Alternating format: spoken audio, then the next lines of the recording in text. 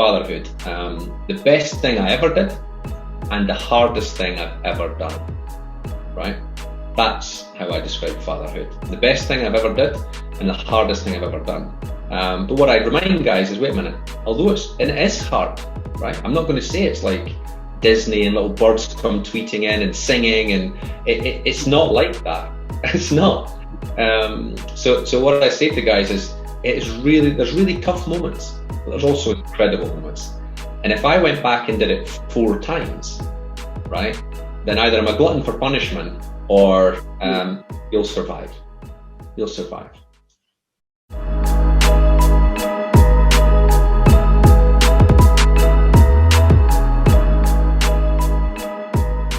Well, thank you for joining us again. This is Journey to Fatherhood podcast.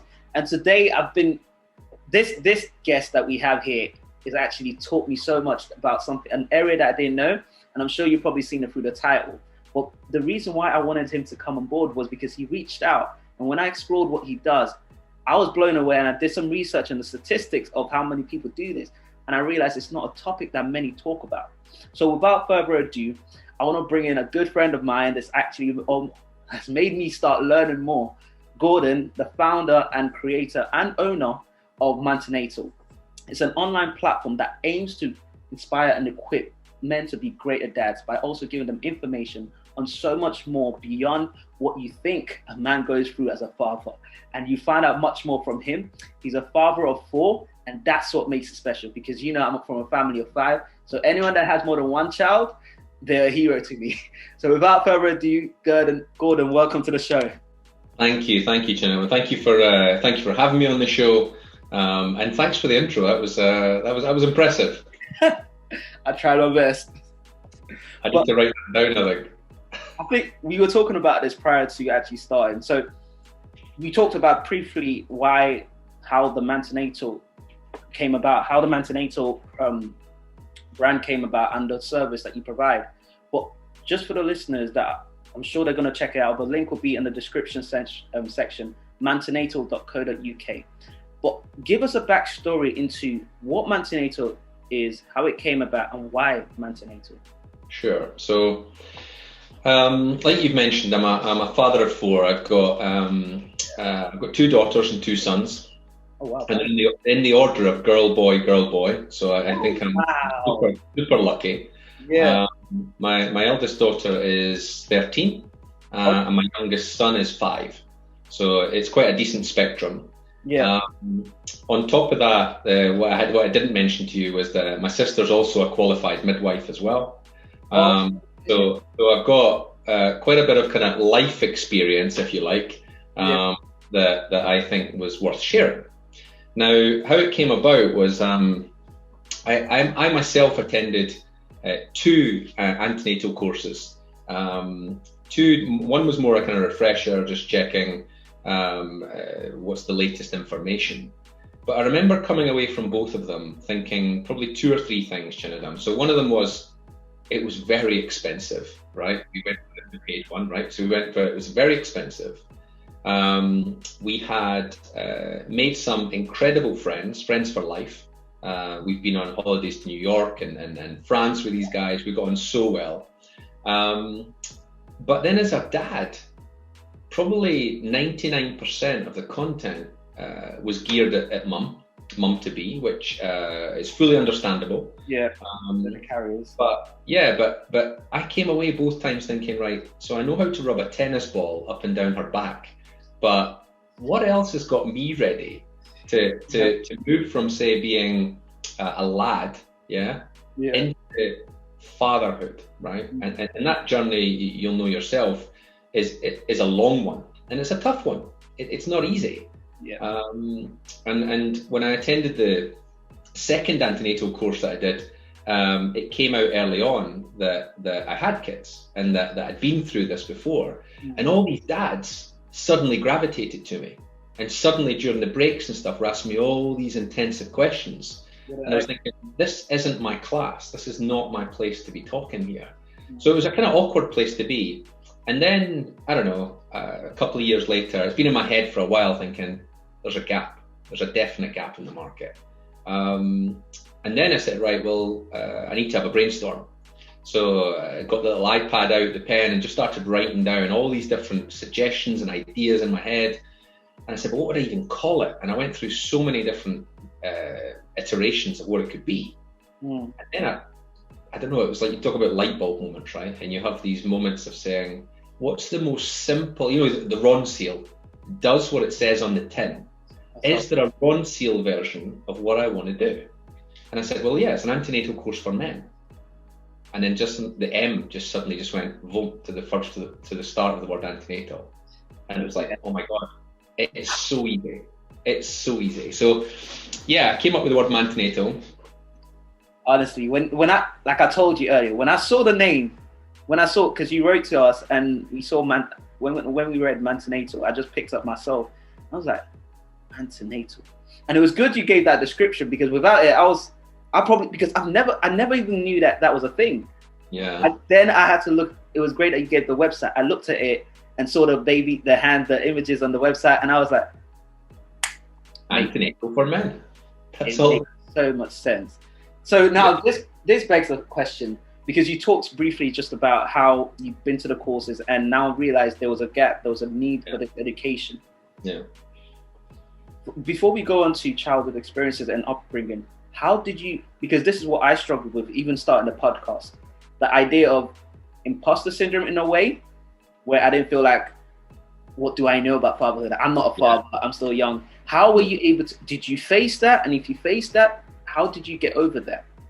So, I mean, I probably had the idea a long time ago to do something for guys after that first antenatal session. But I think what validated it for me, Chinadam, was when the guys suddenly came to me on a actual antenatal course and started to grill me and started to ask me all these questions. Yeah. Questions they wouldn't have asked in front of their partner. Questions that they wouldn't get judged for on the way home, of, that drive home and going, really, you just asked that in front of all these strangers? Give us some examples. Oh, what's the smell like in the delivery suite? What? Wow. I've got loads because I still get asked them now, right, when I do the courses. What's the texture like when you cut the cord? What does it feel like when the scissors go in and all that kind of stuff? How long after baby's born is it probably appropriate to have sex? And it's like, you just think, most guys... These are important questions for people. Yeah, but also questions that I guess many guys, because I'm getting asked them on a regular basis, feel that they're going to get frowned upon. That it's not about them on a traditional antenatal course. I can see where that comes from, yeah. So it gives them an outlet to say, do you know what, there's a safe environment, there's no judgment, and we've all been in that boat, right? None of us did a PhD in fatherhood, right? So yeah, back to your point of imposter syndrome. Yeah, a little bit, thinking, wait a minute, I'm not education trained on this, so to speak, right? But wait a minute, I've got life experience. I've got 4 kids. 2 of them were C-sections, right? And 2 of them were vaginal births. Plus my sister's a midwife, so I can grill her on content, grill her on some key topics as well. I've got loads up here that I need to grow my confidence to say, I can actually talk from storytelling point of view and share stuff with people. So yeah, I did go through it, but I conquered it quite quickly. It's interesting. The reason why I asked her, because I have a coach, her name's Ashley Zahabian. Hey Ashley, if you're listening. But what we were talking about 2 days ago, we had a coaching session. Yeah. And because this is something that sometimes I feel I'm past the whole imposter syndrome thing, but sometimes I feel like, who's actually listening? Because I'm 25 years old, and there's always this thing about age. What do you know about life? What have you lived? Have you lived life? And sometimes I get this feeling where I'm like, sometimes I do honestly ask myself, am I really the right person to be talking about the journey to fatherhood? Because am I even equipped to that? And then one thing my coach told me that I'll never forget, and I thank her for it. She said, granted, you're not a father, but who else is better to talk about fatherhood than a son? And again, that seemed like that reassured me. And this is why I have this podcast, and why I not only talk about the fatherhood experience, but the journey, because I feel that everyone has a lesson to learn and everyone has a word of advice to give. So I'm glad you mentioned that as well. Yeah, and a lot of it is just about experience and saying, do you know what, let me tell you my experiences. And no matter if you're 10, 15, 85, everyone's got stories they can tell, right? Because you've lived them. Yeah. And that's what it's about. It's about sharing your experiences. And that's all we do on MANtenatal. We share experiences. We tackle some of the tough questions that they don't want to ask in a traditional format. And the feedback we've been getting has been incredible. Okay. See, on the topic of experiences, now we're gonna do like a timeline. Go for it. What was little Gordon like? So obviously my accent tells you that. Hopefully it tells you I'm Scottish, right? So that's but it's quite a journey, to be honest with you, Chinadam. So born in Scotland, and before I was 2, we moved to Germany. My father was in the military. Wow. So lived in Germany for a total of about 7 years of my life. And then, but in terms of little Gordon, we moved around a lot being in the military. But in terms of friendship circles and stuff, everyone moved with us, right? So if you're in a battalion, that you move to a different part of the world or country or whatever, that group moves together, right? So it's a very tight-knit family group, no matter where you go. But then probably when I was about, I think it was about 9, my father left the military. And this was at a point where everyone was moving to Hong Kong. So where the movement was. Yeah, that was exactly what was happening. And it was like, he didn't want to go. And suddenly all of my friendship circles that I'd grown up with, like no matter where I went in the world, they all went to Hong Kong. And I was like, and we moved back to Scotland. And it was like, okay, I've got to start from zero. At 9 years old. Yeah. And that was really tough because it came out quite quickly. I remember going to school and it came out really quickly that I'd lived in Germany for most of my life, right? If I'm 9 at the point. So the bullying started really quick, right? Because people hear about, they do projects in World War II, very blonde hair at the time, and it's suddenly the word Nazi comes out and all this stuff. And I'm thinking, I don't know these people. And it was really tough. But that's little Gordon. Oh, good. So the next step for little Gordon was, of course, now little Gordon was a child. Now the next timeline would be your teenage years. How did that mold you as a teenage boy? I think I had to develop really quickly in terms of everything that I'd known, and as I've talked about before, my friendship circles had changed. Yeah. I had to I don't know, and I didn't consciously make this decision, right? I'm looking back, right? So I didn't go at the time, well, I know what I'll do, sitting in my bedroom at 13, 14. It's a hindsight discussion, right? So I guess it was just being much more open to differences, cultural differences, supporting the kids and the ones that aren't the most popular, and a whole lot of empathy, because I'd kind of been there. I'd been that kid that had the tough start. So yeah, I didn't buy into those kind of social circles that was always about the alpha male and the it has to be in the cool gang.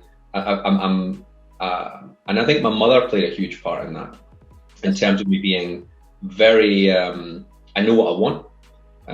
I've never ever given in to peer pressure in my life, and that's something I instill in my kids. And I've got quite a crazy story on. Yeah, I've got a crazy story on that one if it comes up. Yeah, I'm really key into that. Yeah, and do you know what? It's helped me in my life. It's helped me in my career. It's helped me in my education. Look out for others. It does come back around, but don't do it thinking this will eventually benefit me. It just comes through time, and being very empathetic to people's situations.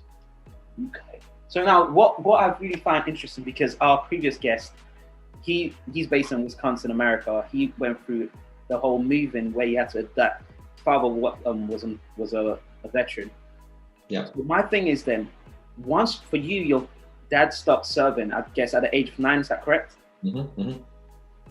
How was the relationship then formed after that? Because I guess you were still young, you had time, but I want to know, was there a relationship, and how was that?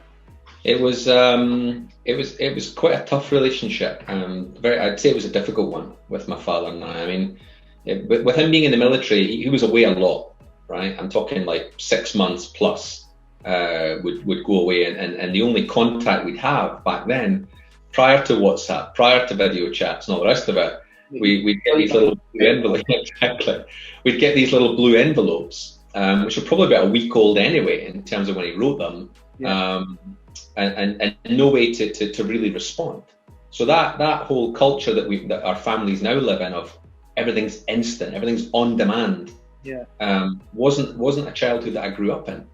So when he came out of the military, it was quite a big adjustment for him, right, to go into civilian life. Yeah.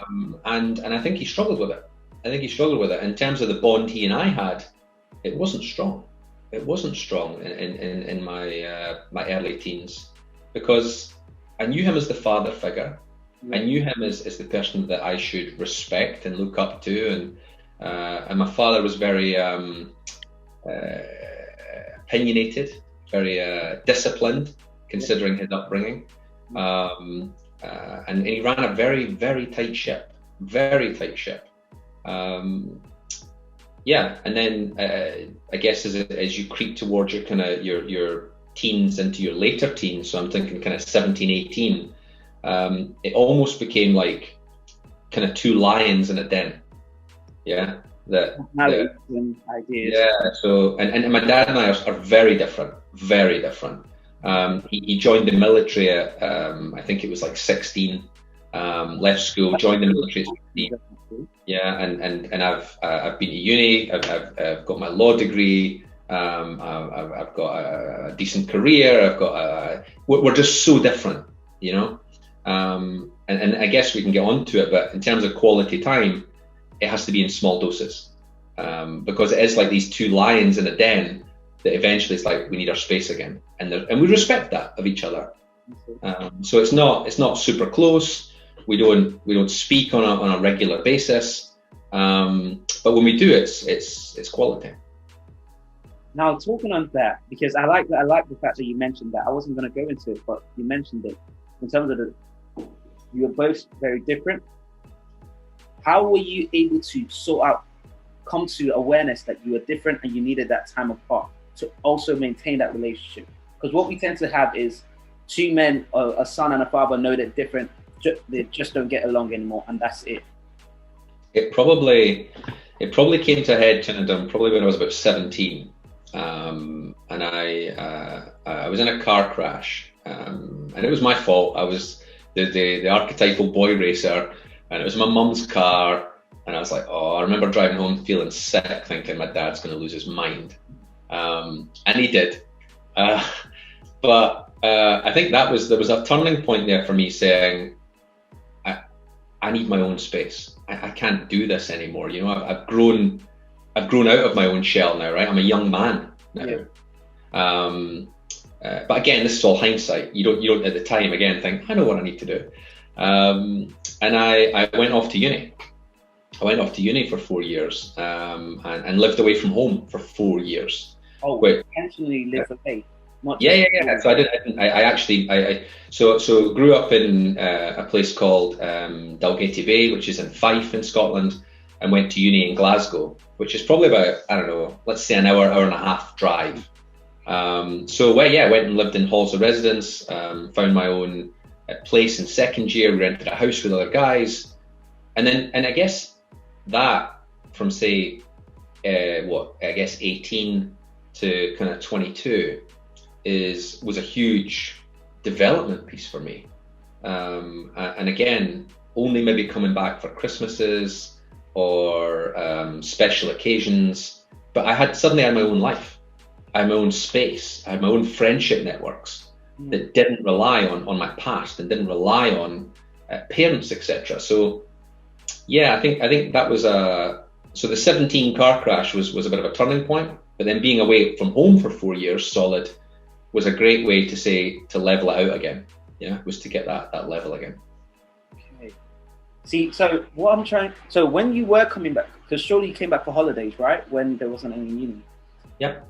Those little pockets of time that you came back, how were things with that? So I think, again, it was probably great at the start, but again, I made sure that I wasn't hanging around the house, like getting a summer job, doing as many shifts as I can, earning money. And I guess in a way, earning his respect, that I'm not there just to lie on my ass through summer. I want to pay my own way. I want to make my own way in life, and I don't want to rely on them for stuff. And again, it's like, look, it's time to go back to uni. It's been great. We're all done, and we go back, and we press reset. We get that time apart, and we come back again. So the reason why I asked that is because some of our listeners are still in university, and some of them are still discovering that, and they have that either the father's too old, the age gap is too much, where there's no relationship, or there's actually conflict. So when you said that you decided to move out, that's what I thought about straight away. And the reason why I wanted to address that is because it's about all of this. It's promoting good relationship, and fostering those things, because sometimes it can be tough. Two people are never the same. So I'm happy that you talked about the way that you were able to still maintain that relationship without causing conflicts whenever you came. We figured it out. We figured out what our balance was. Okay. Yeah, and I did look at friends who still lived with parents in their 20s, or I've got another friend that literally lives next door to his mum and dad, bought the house next door to them, and there was a part of me thinking envy, that I kind of wish I had that. Another part of me saying, but that wouldn't have worked for me, right? So you got to figure out your own balance with your father and say, what's your kind of chemical balance? Is it explosive? Is it cause tension, or is it pure quality time all the time? I think that's probably rare, but credit to anyone who's got it. But our balance was decent time apart and come back for quality time. This is very interesting thing. This interesting stuff I'm listening to right now. So I guess the question I wanted to ask on the back of that is, did you have a conversation? How did you communicate and establish, okay, this is what we need to do, or you just did it? No, we had a bit of a laugh about it, to be honest. So I give the analogy of two lions in a den. Yeah. I think I've probably said that to my father more than once. Do you know what? Like, I love spending quality time with you, but we both know what our limit is, and we both know there comes a point where it starts to deteriorate. And it's like two lions pacing in a den. Eventually, they're going to come face to face, right? So it's like, you know what? Rather than having that tension, why don't we say we do it this way? And over time, you realize actually it works. It works. So yeah, we had a bit of a laugh about it. And yeah, it's my relationship with him, but it's not the relationship that I want to have with my kids, which is I guess interesting that I wanted something very different to what I had from my father. And see, now I can definitely relate with that, because I know the relationship I had and have with my father is definitely not what I want to have with my kids. The relationship that I have with my father is it's quite distant, but I'm constantly trying to build that. And what you mentioned there really just reinforced my ideas in terms of just understanding how you are with your father and not comparing or not having that envy. Because I'll be honest, growing up, sometimes I look at kids that their fathers came to their parents' evening, think to myself, wow, why does it always have to be my mom? My mother, but why does it always have to be? And it's one of those things, if care's not taken, there could be a distaste. And I'm happy that you made that point clear. And I hope people listen to what you said and the way you explained it, because that's really important. That's the healing part that we need to acknowledge. Because as a growing man, it's sometimes I still think back to when people say, "Oh, my dad taught me how to ride a bike." I actually, it was funny. A younger kid, one of my cousins who was 3 years younger than me, taught me how to ride a bike when I was 17. Mm-hmm. So it's things like that, understanding, well, it wasn't the way I wanted it to be, but we'll make it better with my kids. Yeah, and it doesn't make you any less of a person or any less of a guy prepared for fatherhood. I think men, especially young men, have got to take pressure off themselves of everything you see in the movies isn't real, right? And you do, right? You watch the movie, you watch this. There could just be this family. Yeah, it could just be this tiny little moment of a dad hugging his son, right? I don't know, at the end of a baseball game or whatever it might be, and you look at it and think, I never had that. I never had that physical connection with my father, and I never. But when you look at it, you can either say, why did I not get it, and go down this really dark rabbit hole, right, that takes you in a place you don't really want to go, or you can say, what's in my control? What can I do differently? Because how my father and I had a relationship, or how he was a father to me, I didn't have that much control on it, especially in your younger years. You've not got control on it. What you do have in your control is how you will be as a father with your family. And if you flip it on its head, then you can be the person that you always wanted your father to be, if you're going through those tough times. Okay. Before we go any further, I want us to really talk on the MANtenatal, because I feel like that's such an amazing project, an amazing idea. One question I had, I think I sent this to you earlier. What does fatherhood mean to you? Fatherhood to me, so you've got, you can go down the whole cliche thing of it's the best thing, or there's words can't describe it, there's a word in English language, that moment you become a father. And you know, I do subscribe to that, because it is a magical word, a magical moment. But what I have done, and I build it into the course, is I put the word fatherhood at the end of the course in the biggest font I can, right, on screen. And we do the whole thing virtually at the moment, obviously, with the current situation. And I say, this is what fatherhood means to me. And I click a button and it says fatherhood, the best thing I ever did and the hardest thing I've ever done, right? That's how I describe fatherhood. The best thing I've ever did and the hardest thing I've ever done. But what I remind guys is, wait a minute, although it is hard, right? I'm not going to say it's like Disney and little birds come tweeting in and singing, and it's not like that. It's not. So what I say to guys is, there's really tough moments, but there's also incredible moments. And if I went back and did it 4 times, right, then either I'm a glutton for punishment, or you'll survive. You'll survive. Hopefully that answers your question. It definitely does. The best thing that ever happened to you, the hardest thing that has to do. I think, yeah, that really covers it. Because this is the reason why I have this platform. Because, like you said, sometimes there's this Hollywood idea of what fatherhood is, and then when it comes to reality, it gets tough. Now, talk to me about MANtenatal. You mentioned briefly about your course, because I'd like the fathers that listen to this podcast to definitely subscribe and get in touch with you on the course. Speak to me a bit more about the course and what it entails. So we run it in 2 parts, right? I'm conscious that I don't want to put something together that says, I don't know, it's an 8-part course, right? I think that's unrealistic for many reasons. I don't want to stereotype all men, but I say, do you know what? I believe that in 4 hours that I can get guys prepared for the antenatal side of things, i.e. the point that baby's physically in your hands, in your arms for the first time, all the way through to bonding, a little bit on mental health, and that journey of even getting home from hospital. So I've broken it into 2 parts, and I said, right, so part 1 is about 2 hours long. We have a coffee break in the middle. Even I need to have a drink of tea or something at some point. So we have a little coffee break, but part 1 gets, we have a bit of a discussion at the start. We talk about hopes and fears. I ask the guys, why are you even here, right?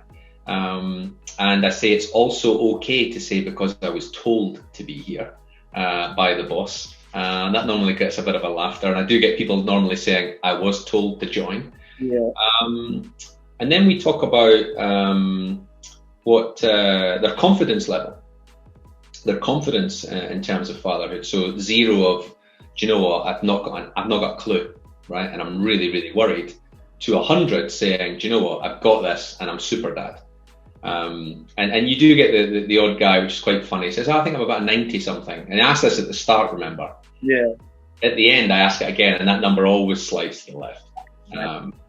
So we have initial discussion. I never ask them, when is your baby due? My question is, when are you going to be a new dad? That's my question. Which kind of flips it on its head, right? I don't want to know when their baby's born. I want to know when they are going to become a dad, right? Right. So I take the time to really focus on them, because that's not what you'd be asked, again, in a traditional format. Yeah. We then we talk about preparing you for fatherhood in terms of, are you ready for the moment that it's time to go to hospital? Or are you doing a home birth and all that stuff? Have you got your bag ready? And I usually get guys going, bag? What kind of bag? And I say, a dad bag, right? I don't call it a man bag because that gives a different picture and people think. But I say the dad bag, right? Who's going to look after you? So we talk about what's in that. We talk about 2 types of birth. So I ask them, what are you planning? And they say, normally they say a vaginal birth. And I use the word vaginal instead of natural birth because it makes C-sections sound unnatural, right? So I change it. I don't talk about natural birth because it makes the other one sound unnatural. So, and they say 9 times out of 10, they say vaginal birth. And I say, okay. I say, but do you realize that you don't know what you don't know? And I give them the story of me where one was a planned C-section, so we knew it was happening.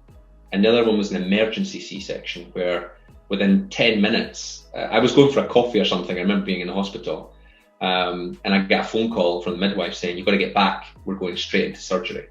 And within 10 minutes, I'm scrubbed up and I'm standing in theatre. So I tell the guys, I want to prepare you for both scenarios because you don't know which one's going to come your way. Yeah. And we talk about who's in the room, the roles they play. We talk about the birth plan. It's not her birth plan, it's your birth plan. And you need to be that knight in shining armor, protecting her, standing up for her. And you need to get involved. You need to get off the bench and get involved and get stuck in. And in part 2, which we try and do maybe on a Tuesday and a Thursday, right? So we give a day of Wednesday just to let it all digest and let them go and talk with their partners about it and stuff. But on the Thursday, we then talk about getting baby home. We talk about the bonding challenge that some guys go through. We talk about feeding. We talk about bathing baby. And we talk about ongoing support that's there for guys as well. Yeah. And we also have gamification. So we have a quiz. We have a quiz before we start. This is testing everything. Okay. Yeah, we make it quite competitive. We have a bit of fun with it, right? So yeah. I give one question to you. It says, it comes up on the screen. It says, what quote is this? What movie is this famous quote from? And all you see is Darth Vader saying, "I am your father," right? So we have a bit of fun with it as well, right? To kind of break the ice on part 2. Yeah. At least I just started watching Star Wars trilogy. Yeah. I've never watched it. I found out there's 12 movies. I'm starting from the very start, and the chronological order is just now that "I am your father" phrase makes so much sense. So yeah, carry on then. Exactly. So we have a bit of fun with it. Yeah, and then I let them know at the end, look, just because the course is finished, it doesn't mean that, you know, I wash my hands of this whole thing. Keep in touch. Let me know what challenges you've got. Why don't you create your own network with the guys that you've just been on the course with, and you might be up at 3 a.m. There might be another dad up at 3 a.m, right? Drop a little message and you're not alone now, right? And we talk about building a squad and say, you know, you're now part of this MANtenatal squad. Which is brilliant support network for them. Yeah, that's the some of the, and I tell you where the reward comes, by the way, is suddenly, I don't know, a month, sometimes 2 months later, I get this little message coming through, normally on my phone, that's a picture of a baby, a newborn baby, and I'll say, hello, my name's, I don't know, Natalia, thank you for helping my dad. And then they use the hashtag for MANtenatal, which is best dad you can be, being the best dad he can be. And see when that comes through and you haven't planned for it, it's like, this is definitely. Serious, I saw that one. Yeah, that's magical when that happens. Wow. I think because you're creating a community, that's what it is. Yeah. A community that people actually inspire. So definitely, if you're a dad, if you know a dad or an expectant dad, get in touch, mantenatal.co.uk, or be in the description section. Just on that note, have you thought about retreats? I know COVID has been too long, but physical retreats, that would be great. Just a time away to reflect on how it's been. Yeah, it's we give we encourage them to keep in touch. We encourage them to post things on the social media platforms on everything. We're on every platform I think there is that's possible.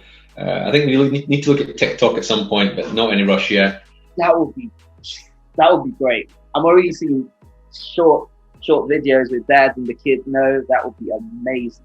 Yeah. Let me also launch that because I'll definitely promote it here. Yeah, and then like you mentioned on the clothing side is I got a number of products branded with MANtenatal, and I got a lady reached out to me actually the other night, because I also do Q&As with midwives. So I do Instagram lives with midwives, and we call them MANtenatal and midwife sessions. And they're all on my account, so people can go back and look at them. And basically all I do is I put them in a hot seat and give them all these questions direct from dads or dads to be.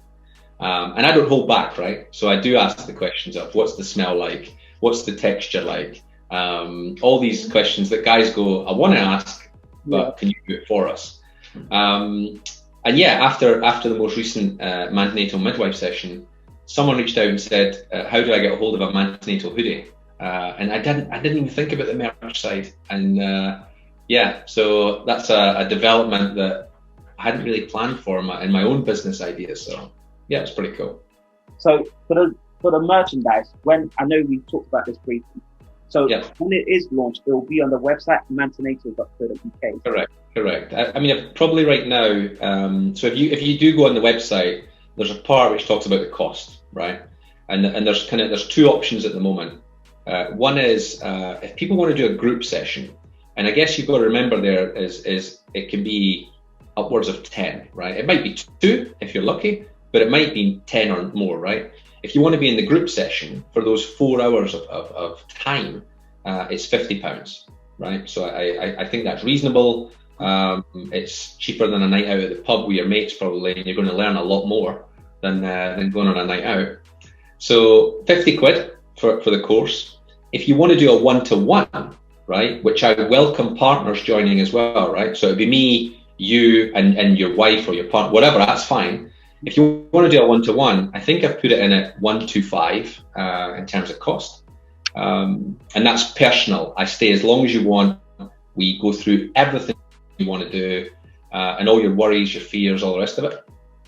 And then the next to that will be the merch button that says, you want a hoodie, tell me your size, I'll get it out to you within X number of days, or whatever it might be. Yeah, so that's where it will go on the website. When I've got some stock already, so if people do want anything between a small and an XL, I do have stock, but get in touch and we'll talk about it. Definitely, guys, you have to get in touch, because I know it's going to be weird me wearing it, but I'll definitely, once it's out, I'm going to order one. But I'll have to do a lot of explaining when people see me wearing it. But great to have the conversation. But guys, all it says is MANtenatal, best dad you can be. That's it. Absolutely. And guys, make sure you follow him on Instagram. Make sure you follow MANtenatal. Literally MANTENATAL. MANtenatal on Instagram, and I'm guessing it's the same on Facebook as well. Exactly the same, and Twitter. And Twitter. So listen, I don't know if you started a hashtag, but if you enjoy this podcast, write hashtag MANtenatal, hashtag Journey To Fatherhood podcast. I really have so much admiration for what you're doing, because not only are you doing it out of passion, you also have a full-time job that you're doing, and of course you're still a dad, of course. Yep. So you're in the trenches. Literally, It's busy. I remember, obviously, we're doing this on a Friday night, right? And Yeah. I remember thinking, oh yeah, I've got a podcast to do tonight at the end of a week. Like, do you know what? I do it because you're right. The key word you just said was right. Was it's a passion. Yeah. It's a passion, and when you get the feedback that we've had from qualified people like midwives who are living and breathing this every day, and obviously dads to be, you think I must be doing something right. And I think that's what helped me, going back to your first question on the imposter syndrome. Yeah. It helped get rid of all of that. It validated what we're doing, and it did help. Do you know what? I'm even excited to become a dad now. Because I know it's very random, but I'm thinking to myself, so how does it smell in the operation room? Join the course. You'll have to join the course. I'm not going to tell you that. Guys, you have to join the course, because I'm just thinking to myself, what a question! But it's a real question. Yeah. Does it smell? I don't even want to start thinking. Honestly, you couldn't make up the stuff that some of the guys have asked me. But again, if you want to get a flavour for those questions, go and watch one of the Instagram lives that are on my account that I sit with a midwife. We normally do an hour. And if people go in the chat and ask anything, again, I'll read it out straight to the midwife. And I've got the next one, if you want to watch a live one and get involved, the next one planned, I think it's for 27th is the next one. Next week. 27th, is that next Wednesday, I think, something like that. Wednesday. And it's I think it's the 27th, and it's either 7 o'clock or 8 o'clock. Again, we'll start publishing it very soon. And it's with the Insta midwife, who's got a massive following, very credible. And I'm looking forward to that one as well. So yeah, that's 27th. Just to confirm again, so people that want to find out more about or sign up to the course, MANtenatal.co.uk, and there's a button that will show them the course and they can get involved. Yep. Okay. It's got FAQs on it. It's got when's the next course. It's got the structure of the course on it. All of that on the website. And again, there's a button that says contact. If you've got a specific question, come straight to me, and it goes to the email address, which is info@mantenatal.co.uk. So if you want to get in touch with me direct, not through DM, or you just actually want to send an email, it's info@mantenatal.co.uk. Got that down. I'll put that in the description section as well. So the last question, I think you've answered most of the questions I sent over to you. One question I wanted to ask you, this is a two-part question.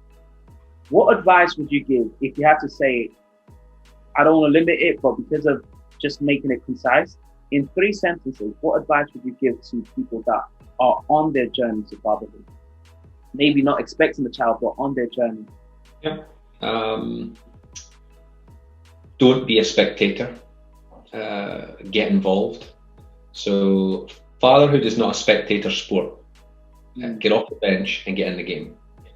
I would say be curious, ask questions, don't sit in silence.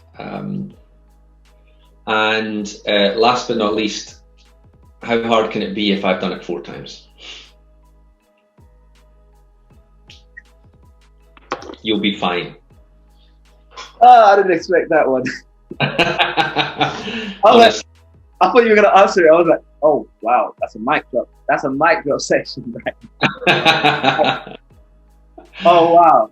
Okay, yeah, I think that's amazing. And it's been so much fun talking to you. Now, this is where the next question is.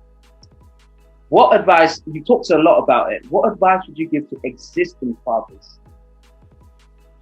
I think I briefly touched on it earlier of you don't need to be alone, right? If you're going through difficult times, there are loads of support networks out there.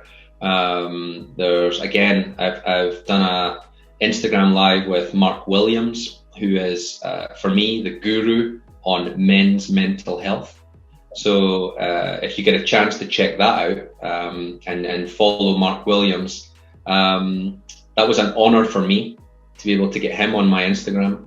And we talked about some of the really tough stuff that guys go through, and the need for men to be much more open and vocal, and not try to be alpha male and stiff upper lip, and talk about your challenges, talk about what's going through your head. The last thing I mentioned was he and I talk in that Instagram live about the research says that 1 in 10 men suffer from, whether it be depression, anxiety, whatever you want to call it, some form of mental health issue. But he and I both fully agreed that the research, we're not convinced on the research. We think that the number's probably a lot higher. Oh, so yeah, and whether guys are actually saying the truth of, and in his, as I say, I don't want to speak on his behalf because he's a guru on the topic. But if you think, do you know what, I might just have a listen to that one, I think you'll come off from that, and you'll have learned something you didn't know. So the amount of actors that have gone through, they talk about their own journeys, but I talk about actors that we see as superheroes. So like Captain America, or the actor who plays Iron Man, or the actor who does Batman, or do you know what, we look up and say, oh, that's what a man needs to be. But every one of them has went through depression or anxiety or some form of mental health issue. And guys, you're not alone. There's loads of support out there for you. And reach out. And if you want to have a personal conversation, again, reach out. I'll happily chat with you. Because we've got to buck this trend of men need to be the strong one, because it's okay not to be okay. I think you said it right there. It's okay not to be okay. And yeah, that's what I would say. That's my answer. And you didn't even prep me for that one. I had to wing that one, but that came from the heart. It came natural, yeah. It's okay not to be okay. And I think, just hearing that, I think anytime I hear something like that, it just puts me at peace, because I have the struggle where, like, you're a father of 4. You've gone through the whole experience. Sometimes it's almost this thing where I know that I didn't have such a great experience with my father, and there's always this fear of, what if I just end up doing that, having that same relationship with my kids, because fathers are kids are the results of their fathers and all of that idea. But I have to remind myself that it's okay to have those doubts, but it doesn't mean it's going to be a reality. I need to get the right. And that's the bit I talk about. You can only control some. There's only some parts you can control. You can't control your upbringing, but you can control the upbringing you give to your kids. And that's the bit that you've got to take confidence on and not judge yourself on. That's the bit you've got full control on. No one else. Really, I have been interrupting quotes of the year right now. So many quotes of the year, and 2021 is not even finished yet. It's been an absolute pleasure, Jordan. I appreciate it. I've enjoyed it as well. Been therapy, mate. Therapy. See, this is why I'm saying we're never alone, like you said. We're never alone, and this is I'm definitely going to be on that course. I'm praying, I'm not going to force it, but I want my kids to come as possible. I look forward to seeing your name coming through of saying, get me booked on. So definitely, I'll come with 10 other people. We'll probably meet each other at the hospital when it's time. No, everyone's welcome, right? I mean, the last thing I quickly mentioned was there was one guy. This was pre-COVID. He actually lost his child, and his wife reached out and said, would I do a one-to-one with him? This was before I even set everything up properly. Would I do a one-to-one with him? Because it was too emotional to sit through that traditional class of everyone all excited and happy, and that couple sitting there really worried and panicking because they've been through a difficult time. And I said, of course. And again, it opened my eyes to say, Gordon, this can be same-sex couples, it can be guys who've had a loss. It's not always that traditional. Like I say, the movies aren't always real, right? Reality's different. And I've met guys on the course that have gone through so many difficult journeys themselves, whether it be IVF or as I say, losing a child. You learn, right? And every time I run a course, I learn something, and it's incredible. It's incredible. You really need a statue right now, because what you're doing is incredible. And I think it's one of those things where in the next few years, you will see how many lives you've impacted. Because I'm sitting here and I'm just thinking to myself, I wish we had more of this earlier, because a lot of men have to adjust to so many changes in terms of how long can I stay out, I've got a baby, how long can I sleep, and all those things. And I'm sure you discussed that in the course, but when I saw it and I read into your website, I was like, yeah, this is probably where things change for so many men, and they have to redefine themselves, and it affects the relationship they then have with a child. So to Chinedin, one of the last thing I'll say, which is quite a funny comment, I hope it's funny for you and your listeners, is when I do the course for guys, they could be sitting on the sofa, right? This is normally on Zoom. They're sitting on the sofa, and I can see the background, right? And I can hear kind of voice in the background. She's there. I know she's there. And I'll tell guys, do you know what? You need to step up. You need to get off your butt, get involved. I give some tough messages. Yeah. And when I do that, I see this little thumb creeping in the screen. And the guy's like that. Oh. So she's heard me say it, and I do it because she needs to hear that I'm giving them tough messages as well, right? Not just fluff. We're not sitting just having a beer. I'm landing some tough messages. But when you get the little thumb come in, you think, yeah, okay, it's going to change his life. He has to.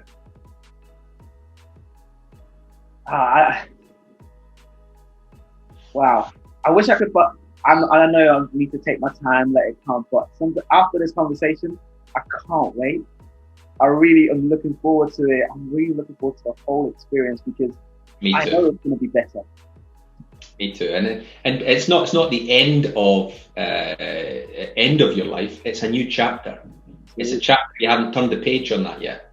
So do you know what? It's suddenly you're reading things new and you're trying things new instead of, do you know what? I'm 25, I'm 27, I'm 32.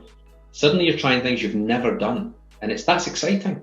Rather than thinking I'm losing, you don't lose yourself. I still talk about guys can still be gamers and still enjoy their football and still whatever it might be. Don't lose who you are as well. So yeah. You know what? If I had to put a title, I think that's it. Don't lose who you are. #MANtenatal.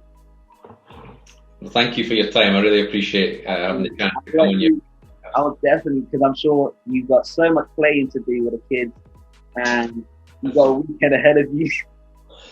This is time off. This is time off, right? This is me getting a break. But no, I get where you're coming from. I even say to the guys at the end of the course, why don't you go and enjoy Netflix now? I've taken up enough of your time. Go and enjoy it. So I fully understand the point. Yeah, but thank you. It's been an honor. You said having Mark Williams on your show was an honor. Having you on my show has been an honor. Because cheers, mate. Thank you. This is great education that I didn't know about, and I'm sure so many of our listeners are definitely. Once again, if you want to join on the course, it's www.mantenatal.co.uk. MANtenatal.co.uk. Yeah, there is a correction on it. Do you want me to correct it, or do you want to do it yourself? So it's MAN, so man, and then 10, TEN, and then Atal, ATAL, MANtenatal. Wow. Antenatal with an M. .co.uk. I'll definitely put that in the description with the social handles. So that's Facebook, Twitter, and Instagram, all MANtenatal. Yep. Simple. Kept it simple. Great name. I've already said that so many times, but amazing name. And guys, it's trademarked, so he's legit. You ain't taking it. You ain't taking it. We're having a tougher conversation. Well, thank you so much. Enjoy your weekend. I'll definitely be in touch with you after this. Cheers, mate. All the best. Thank you to the missus for letting me do this one. Yeah, I'll show that exact clip when the time's right. She'll have a thumbs up as well. Yeah, exactly. Take care. You too. Thank you.